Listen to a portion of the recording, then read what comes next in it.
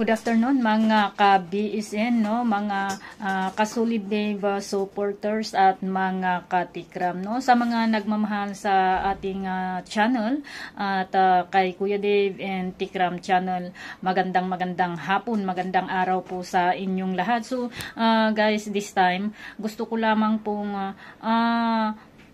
bigyan ng pagtuunan ng pansin po, no, itong aking upload na long overdue. Sabi ko kasi noong nakaraan ko pa sinasabi, last Sunday ko pa po sinasabi, no, Sunday night yata nung sinabi ko po na i-upload ko po itong very encouraging and talaga naman, no, na hipo ng puso yung nangyari sa ating kapatid na ito, no.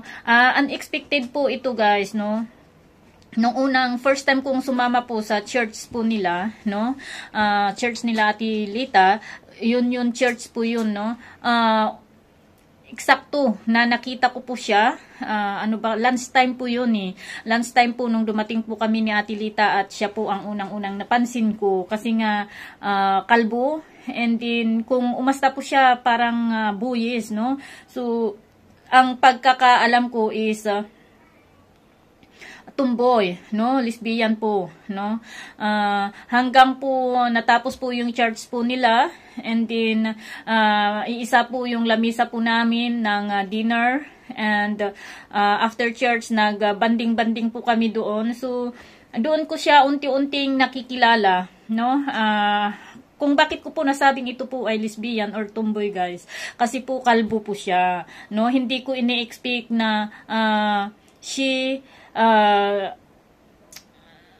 galing po siya, no, sa napakasalimuot na buhay, no, napakasalimuot ang problemang pinagdaanan niya, no. Ito po ay isang cancer survivor, no. So napahanga po ako talaga nito, no, kasi dahil nga po dumadaan po siya, no, sa ganung sitwasyon, but napaka jolly po niya, no, alam mo yung positive vibes lamang po, no, ang binibigay niya kahit tatanungin mo, kausapin mo patungkol po sa pinagdaanan niya when noong siya po ay nagpapagamot pa lang, no. Yes, sabi niya mahirap, no, pero kumakapit siya, no, sa positibong mangyayari sa kanyang buhay, no. So last Sunday sumama po ulit ako, kasama ko si Lorna de Los Santos.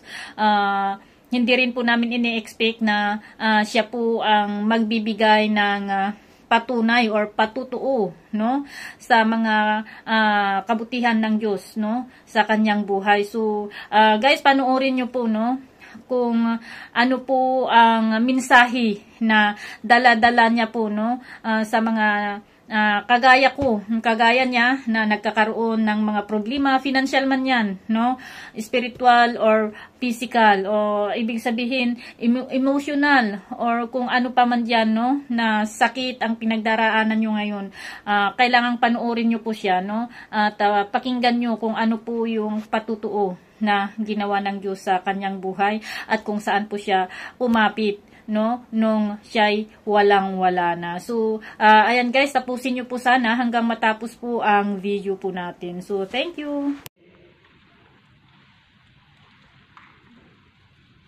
Kung ano yung nalalaman ko, ano yung kaalaman ko, ano yung pagkakaintindi ko, our Godfather through her message, yun lang ang pinanghahawakan ko.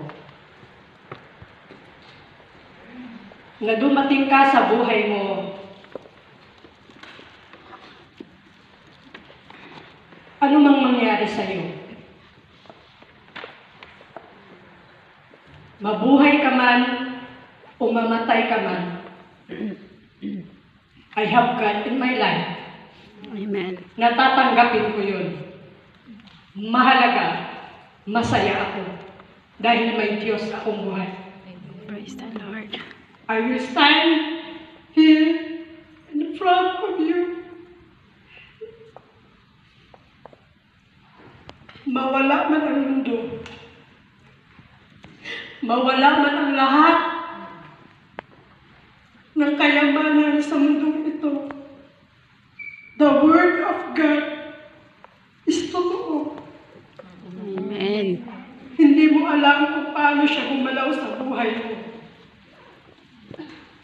Yung sasabihin ka ng tao na mamatay ka, hindi ka na gumaling. Wala akong pakialam. Basta ang akin, may Diyos ako na buhay na kilala ko. Sa anumang pagsubok ng buhay, iiwan ka man ng kaibigan mo, kung sino man yung kamag-anak mo, may Diyos kang buhay na tatayo sa iyo sa gitna ng karamdaman mo. And that is our living God. Yes, Lord. Kaya yung faith natin sa Panginoon, panghahawakan natin yun.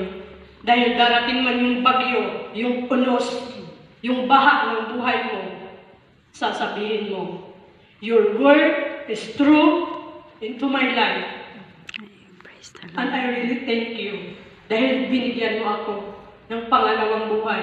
Praise At God. ngayon, sisiguraduhan ko na papasok ako sa kaharian mo. And God Amen. says, in Isaiah 46 verse 4, He said, I will make you, I will carry you, and I will sustain you. At the end of the time, I will rescue you. I Amen. would like to call on the Anchor Group to present